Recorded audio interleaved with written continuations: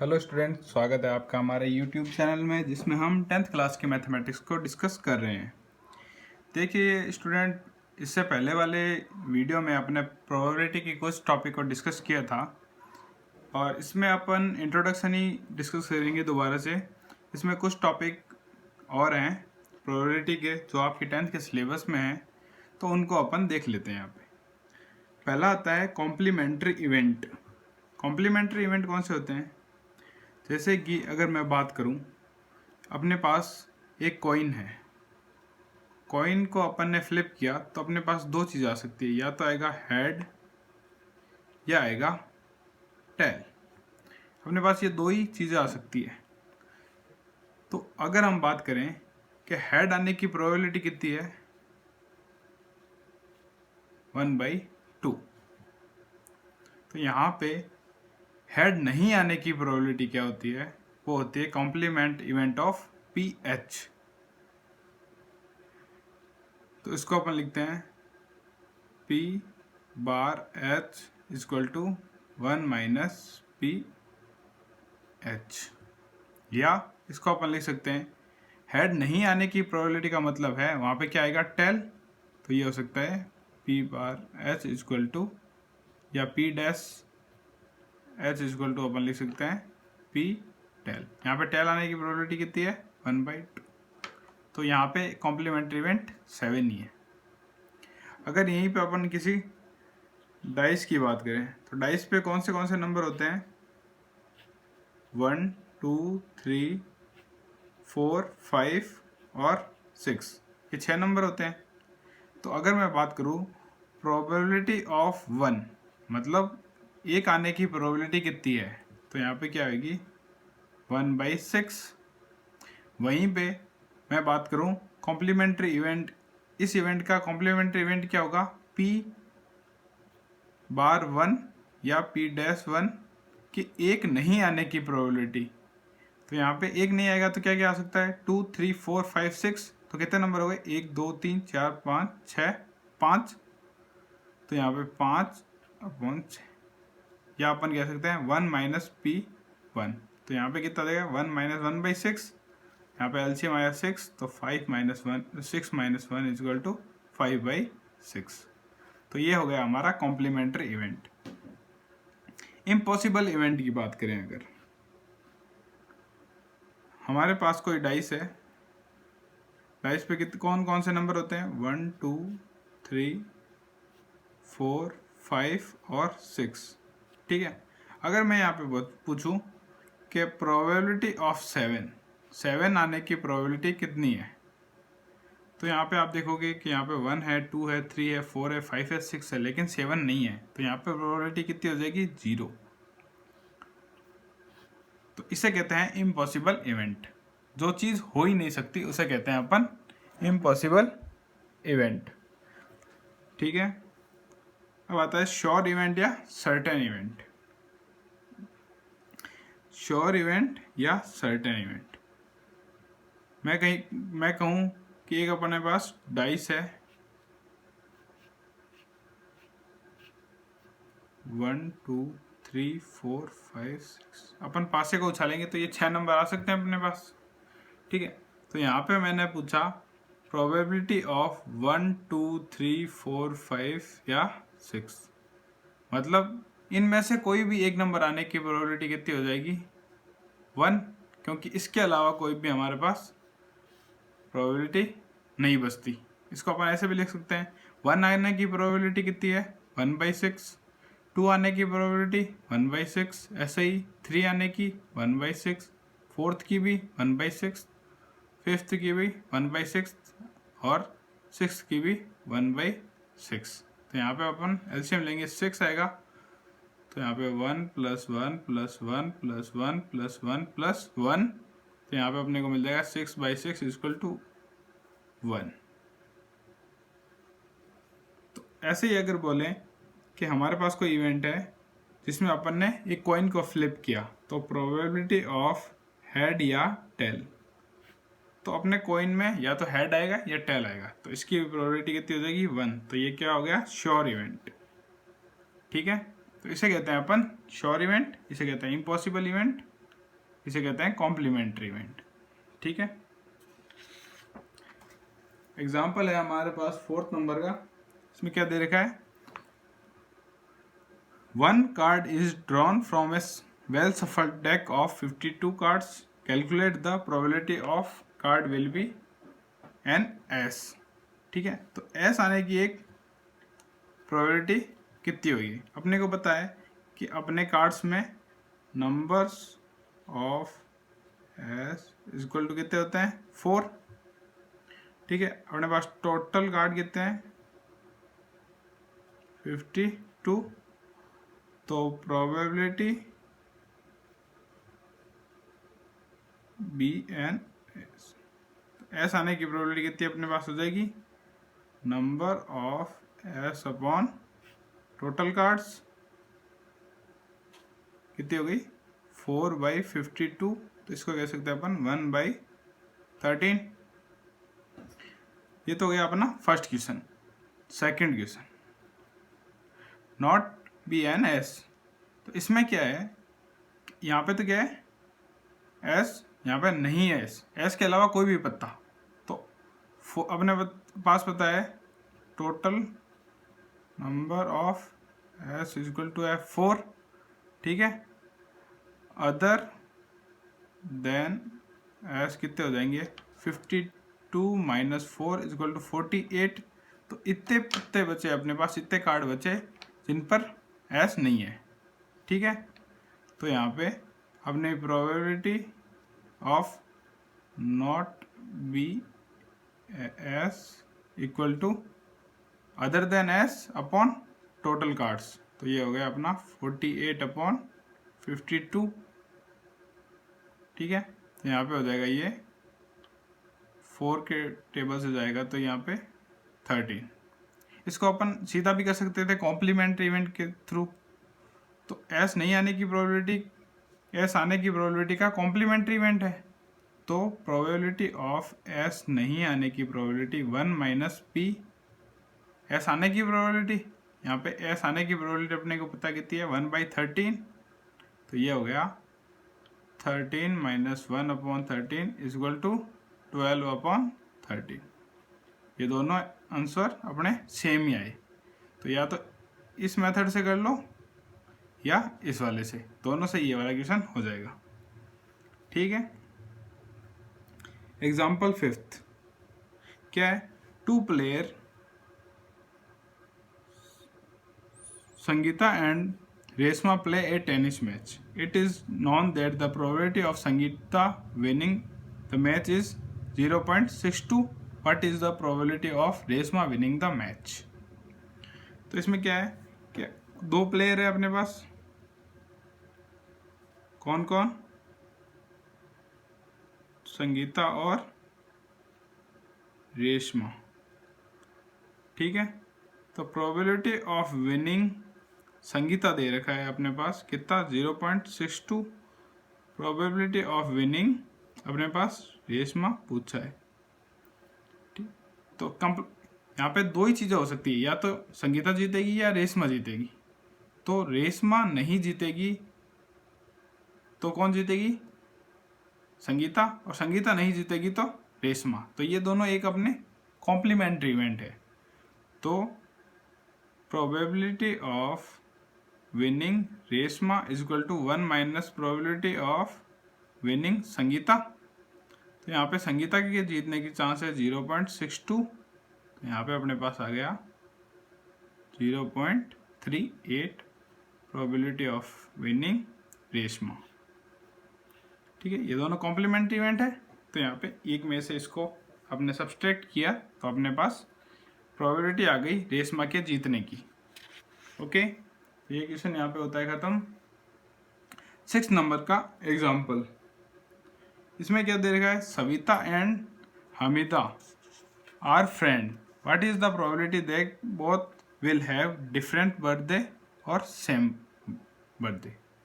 ठीक है, सॉल्यूशन देखिए, मानना कि कोई एक दिन ऐसा है जिस दिन इन दोनों का बर्थडे सेम दिन आता है। ठीक है, अपने ईयर में कितने दिन है total days in year is equal to 365। अपन ने इसमें लीप ईयर नहीं लिया है, इसलिए 366 वाला अपन नहीं करेंगे। तो यहाँ पे अपने को केवल 365 डेज हैं अपने पास, ठीक है, इन ईयर। ठीक है, माना एक दिन है जहाँ पे उसका बर्थडे सेम आ जाता है, ठीक है, तो day of same birthday equal to 1। तो डिफरेंट दिन में बर्थडे आए उसकी पॉसिबिलिटी कितनी हो जाएगी, डिफरेंट बर्थडे पॉसिबिलिटी 365 दिन, 64 दिन हो जाएगा यहाँ पे, क्योंकि एक दिन तो सेम बर्थडे हो सकता है। तो प्रोबेबिलिटी कितनी आ जाएगी इधर, प्रोबेबिलिटी ऑफ, मैं सीधा लिख देता हूँ, प्रोबेबिलिटी ऑफ डिफरेंट बर्थडे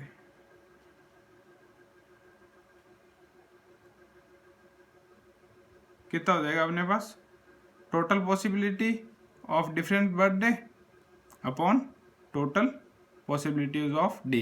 तो अपने पास आ जाएगा 365 अपॉन 364 अपॉन 365।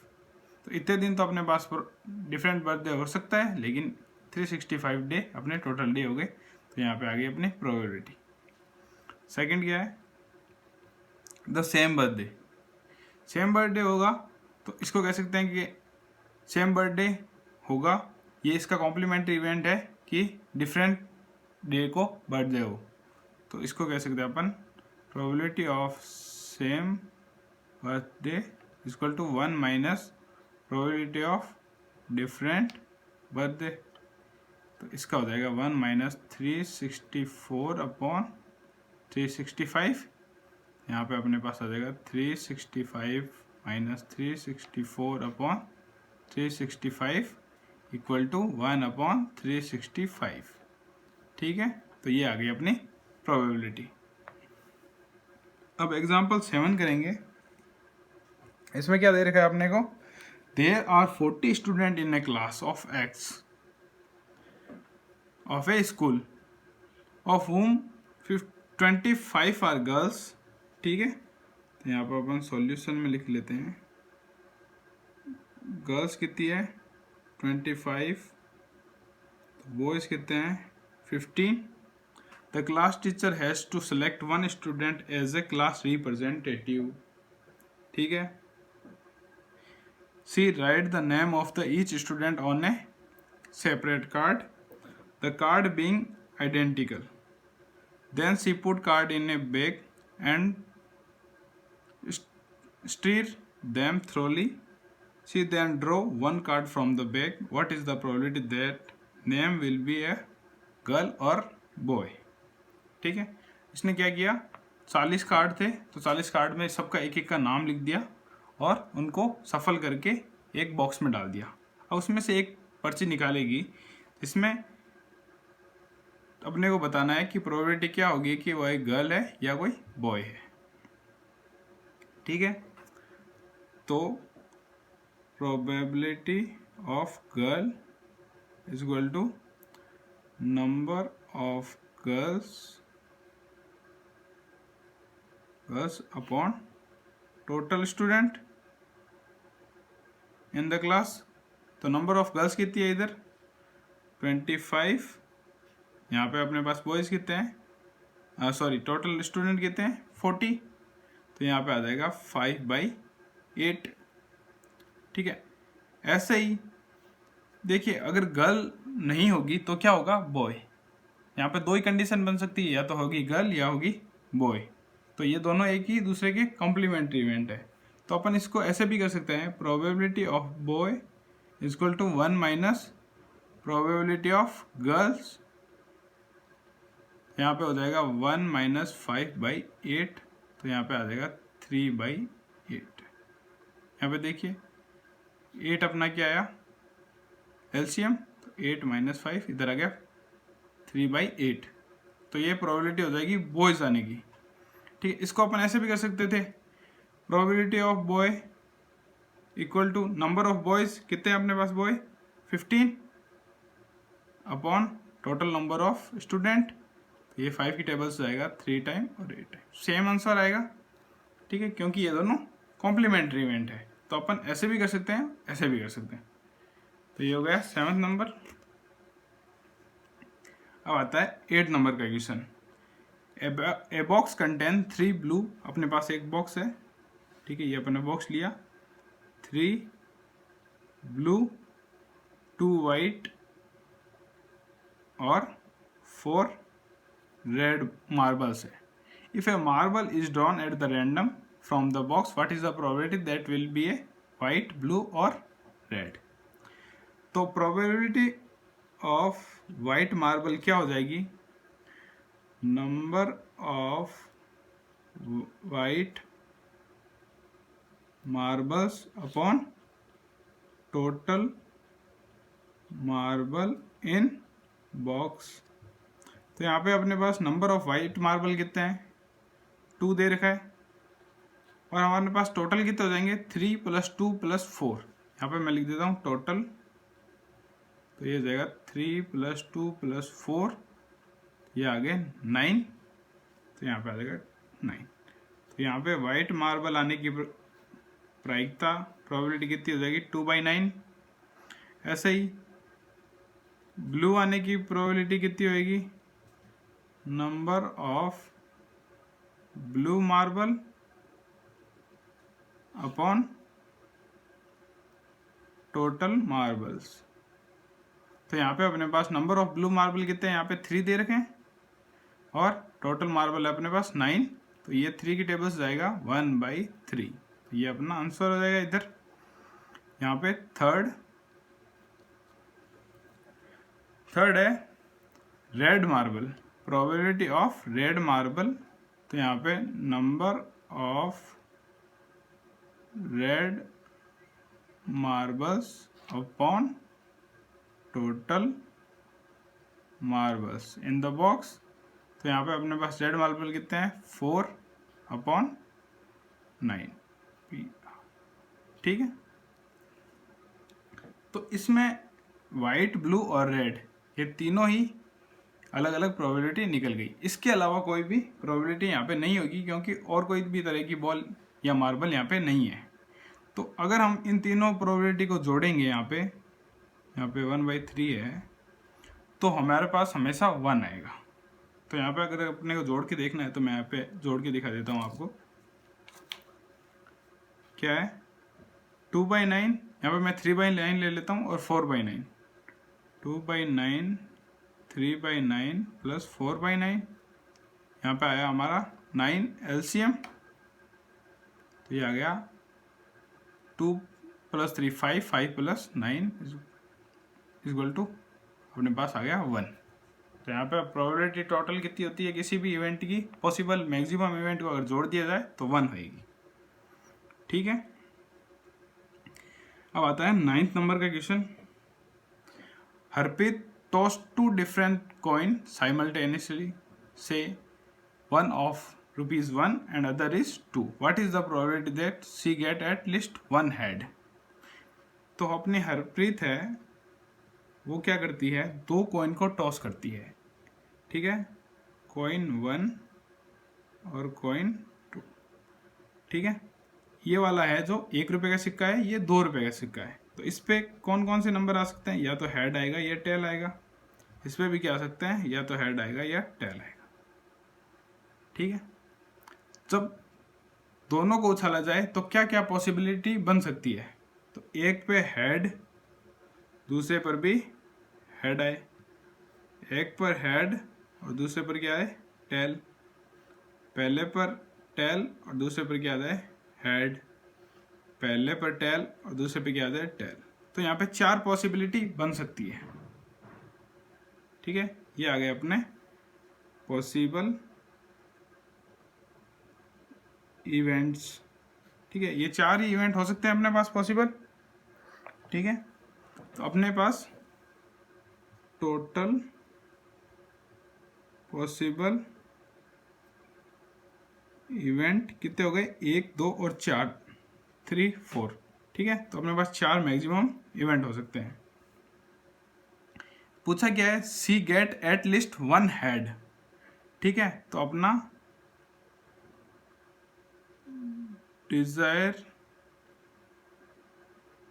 डिजायरेबल इवेंट क्या है, अपने पास कम से कम एक हेड हो, दो होगा तब भी चलेंगे। तो इसमें देखें, इसमें दो हेड है, तो हेड ये वाला आएगा, इसमें हेड टेल, इसमें भी एक हेड है, तो एक हेड अपने को चलेगा, एक हेड। दूसरे तीसरे वाले में देखें तो एक टेल और एक हेड, तो ये भी अपने पास चलेगा। फोर्थ में है टेल, लेकिन अपने को चाहिए मिनिमम वन हेड, तो यहाँ पे नंबर ऑफ फीजिएबल या डिजायरेबल कुछ भी लिख सकते हो आप, इवेंट 1, 2 और 3। ठीक है, तो अपनी प्रोबेबिलिटी कितनी आ जाएगी, probability of at least one head equal to number of feasible event upon total possible events. तो यहाँ पे फीजिएबल इवेंट कितने हैं, 3/4।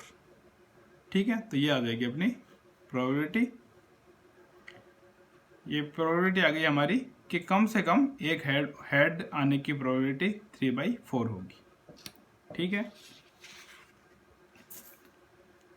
अब आता है हमारा 10th नंबर का question. In a musical chair game the person playing a music has been advised to stop playing music in the time between 1 minute after the she started playing. What is the probability that the music will be stopped within the half minute after starting? तो अपन बात करें 0 से लेकर 2 minute के बीच में अपना music बंद होगा। ठीक है, तो अपन यहाँ पे आ गया 1, यहाँ पे हाफ आएगा और इधर 1 सही 1/2। ठीक है, तो ये कह रहा है कि यहाँ से लेकर यहाँ तक के टाइम में म्यूजिक बंद हो, उसकी प्रोबेबिलिटी क्या है। तो यहाँ से यहाँ तक का टाइम कितना है, हाफ मिनट, और अपना टोटल टाइम कितना है, यहाँ पे क्या है, डिजायरेबल टाइम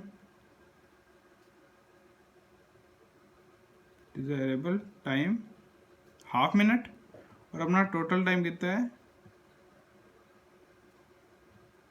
2 मिनट।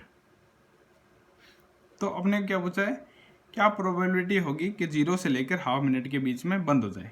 तो अपनी प्रोबेबिलिटी बंद होने का टाइम है जो 0 से बड़ा या बराबर या हाफ से छोटा या बड़ा बराबर हो। ठीक है, तो इसकी प्रोबेबिलिटी हो जाएगी अपना डिजायरेबल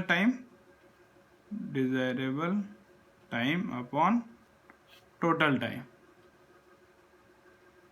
डिजायरेबल टाइम कितना है अपना, हाफ मिनट अपॉन 2 मिनट, तो ये आ गया 1/4।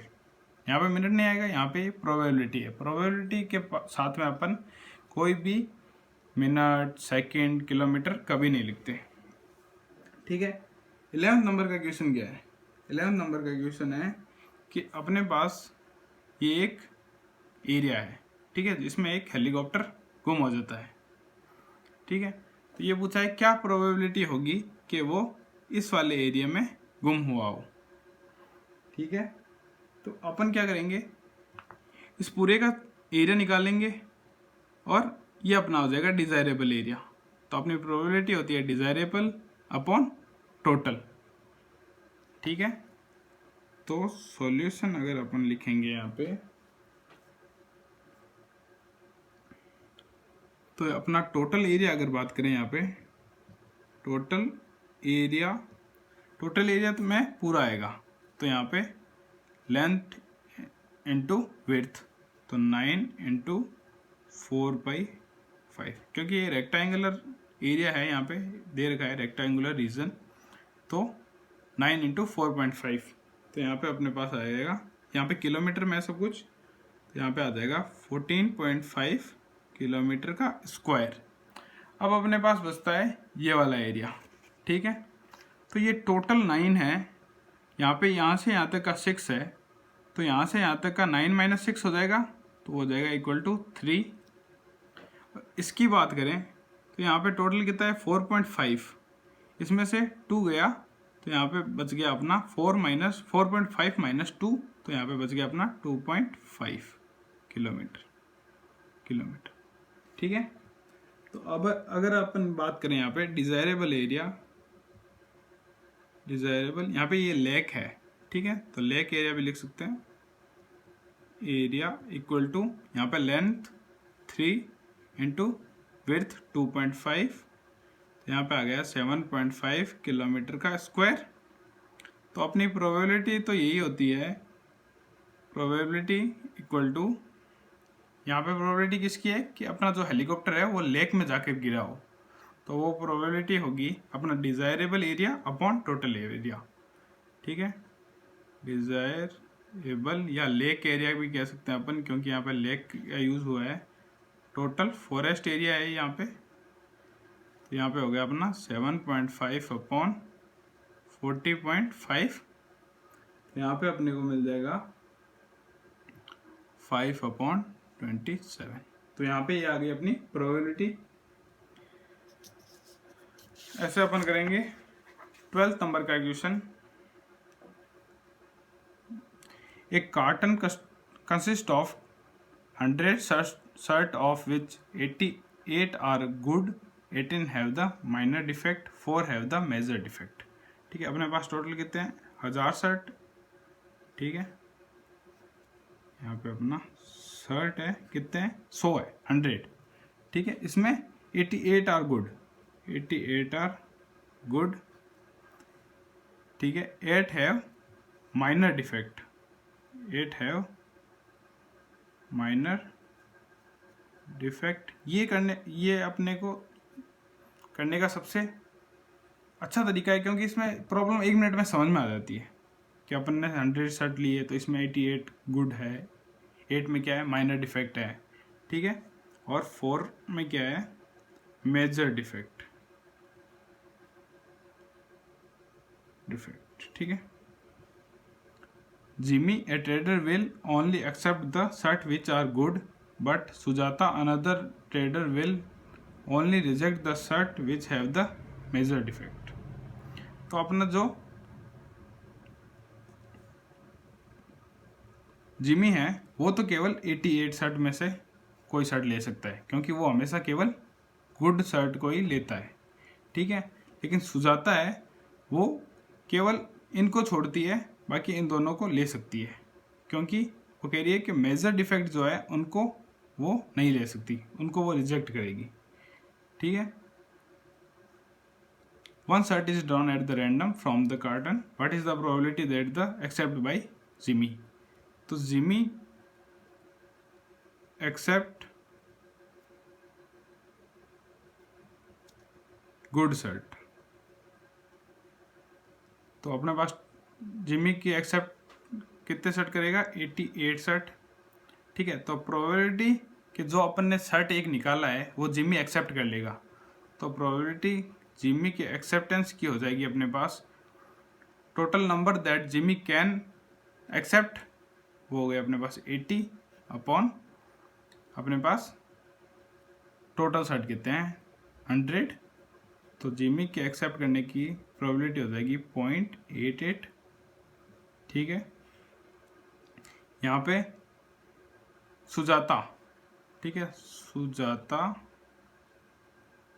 एक्सेप्ट, कौन से शर्ट एक्सेप्ट कर सकती है सुजाता, वो कहती है कि मैं मेजर डिफेक्ट नहीं ले सकती, तो ये 4 शर्ट वो एक्सेप्ट नहीं करेगी, तो वो कर सकती है 88 या माइनर डिफेक्ट वाले भी वो एक्सेप्ट कर लेगी। यहाँ पे अपने पास आ गए 96 शर्ट। तो probability that Sujata accept the shirt is equal to number of shirt which can Sujata accept, वो कितनी है अपने पास 96, और total number of the shirt, तो यहाँ पे आ गए 0.96। ठीक है, तो ये हो गया अपना 12th नंबर का एग्जाम्पल एनसीईआरटी का। ठीक है, अपन करते हैं अब example 13। 2 dice, 1 blue and the grey, throw at the same time, write down the possible outcome, what is the probability that the sum of the two number appearing of the top of the side is। ये कह रहा है कि दो जो डाइसेज हैं, ठीक है, जिसपे 1 to लेके 6 तक लिखा रहता है, वो डाइस अपन ने फ्लिप करी या उछाली, ठीक है। तो अपने पास पॉसिबल आउटकम कौन से हो सकते हैं? पॉसिबल आउटकम की अगर बात करें तो कौन से हो सकते हैं? यहाँ पे अगर बात करें अपन डाइस 1, इधर सेकंड की बात करेंगे, तो डाइस 1 पे कौन से हो सकते हैं? 1 2 3 4 5 6। डाइस 2 पर भी कितने हो सकते हैं? 1 2 3 4 5 6, ठीक है। अब बात आती है कि इन दोनों को अपन ने उछाला, ठीक है, तो कौन से पेयर बनेंगे? माना कि पहली में 1 आ गया और दूसरी में भी 1 आ सकता है, ऐसा ही एक पेयर बनेगा। पहली में 2 आ गया और दूसरे में 1 आया, ऐसा ही पहली में 3 और दूसरे में 1, ऐसा ही 4,1 5,1 और 6,1 ऐसे आ सकते हैं। ऐसे ही दूसरी में 1 आया और दूसरी में 2 आया और पहली में 1 आ गया, ऐसे ही दूसरी में 2 आया और पहली में भी 2 आया, दूसरी में 2 और पहली में 3, दूसरी में 2 और पहली में 4। अच्छा, तो मैं पहले का पहले लिख देता हूँ ना, तो आपको समझने में आसानी रहेगी। तो यहाँ पे 1, 2 2, 2 3, 2 4, 2 5, 2 6, 2। ऐसे ही अगर 3 आए, पहले में तो आया अपना 1 और दूसरे में आया 3, 2, 3 3, 3 4, 3 5, 3 6, 3।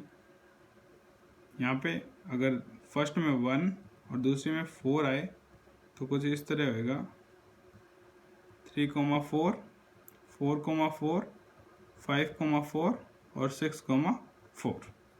ऐसे ही पहली में 1 दूसरी में 5 आए तो 1, 5 2, 5 3, 5 4, 5 5, और 6, 5। ऐसे ही पहली में 1 दूसरी में 6 आए, पहली में 2 दूसरी में 6, 3, 6 आए, 4, 6 5, 6 और 6, 6, ठीक है। तो कुछ इस तरीके से नंबर आ सकते हैं, ठीक है। तो अपना पहला क्वेश्चन क्या है कि पहले और दूसरे का सम, मतलब सम ऑफ 1 और दूसरी डाइस पे अपना कितना होना चाहिए? 8, ठीक है। तो अपन इधर देखेंगे 1 + 1 2, तो यहाँ से यहाँ तक देखेंगे तो 6 + 1 7, तो यहाँ तक नहीं आएगा। तो इधर देखेंगे 6 + 2 8, 5 + 3 8, 4 + 4 8, 3 + 5 8, 6 + 2 8, ठीक है। तो ये वाले नंबर हो जाएंगे जिनको अपन लिख सकते हैं, ठीक है। पॉसिबल आउटकम कौन से हो सकते हैं अपने? 6, 8, 5, 3, 4, 4, 3, 5, 2, 6। तो ये हमारे आउटकम हो सकते हैं, ठीक है। तो यहाँ पे नंबर ऑफ आउटकम कितने हो गए possible? Number of possible outcome 1 2 3 4 5, तो 5। और ये टोटल कितने हैं? 1 2 3 4 5 6, तो 6 6 12 18 24, तो यहाँ पे हो गए टोटल 36, ठीक है। तो n, तो यहाँ पे प्रोबेबिलिटी ऑफ सम 1 + 2 = 8 आने की प्रोबेबिलिटी कितनी हो जाएगी अपने पास? Total possible outcome upon 36। यहाँ पे मैक्सिमम आउटकम कितने हैं अपने? 36, ठीक है। यहाँ पे टोटल लिख देता हूँ मैं, यहाँ पे काउंट करेंगे तो आप 6 6 6 6 6 6, तो 6 × 6 36, ठीक है। यहाँ पे सेकंड नंबर का क्वेश्चन क्या है? अपना फर्स्ट और सेकंड डाइस का सम जो है वो होना चाहिए 13, तो 13 अपने को पता है, 6 + 6 कितना है 12, तो मैक्सिमम ही अपना 12 है यहाँ पे, इससे सारे ही स्मॉलर देन 6 + 6 है, तो यहाँ पे 13 आने का सवाल ही नहीं होता। तो ये अपना क्या है, इम्पॉसिबल इवेंट। तो 1 + 2 = अगर 13 की बात करें तो वो हो जाएगा 0/36 = 0। ये अपना है इम्पॉसिबल इवेंट। ठीक है, लास्ट क्या है, what is the probability that less than और इक्वल टू 0। तो अपन अपने सारे पॉसिबल आउटकम को देखें तो अपना मैक्सिमम कितना है, 6 + 6 12। तो ये कह रहा है कि अपने आउटकम कौन से होने चाहिए, 12 से छोटे या 12 के बराबर। तो ये सारे आउटकम अपन देखेंगे, इनको जोड़ के देखें, 1 + 1 2 होता है, 2 + 1 3 होता है, 3 + 1 4, इधर 5 6, इधर 7, ऐसे ही देखेंगे तो मैक्सिमम 12 ही है, उससे ज़्यादा है ही नहीं। ठीक है, तो पॉसिबल आउटकम तो ये सारे हो जाएंगे, वो कितने हैं 36। ठीक है, तो अपनी probability of 1 + 2 less than equal to 12 की क्या हो जाएगी, 36 अपॉन अपने ऑल पॉसिबल आउटकम। टोटल कितने हैं अपने 36, तो यहाँ पे 1। ठीक है, इसको कहते हैं अपन एग्जैक्ट इवेंट। ठीक है, तो यहाँ पे हो जाए अपने सारे भी एग्जाम्पल ख़त्म। नेक्स्ट वाले वीडियो में अपन एक्सरसाइज को भी डिस्कस कर लेंगे। Okay, thank you.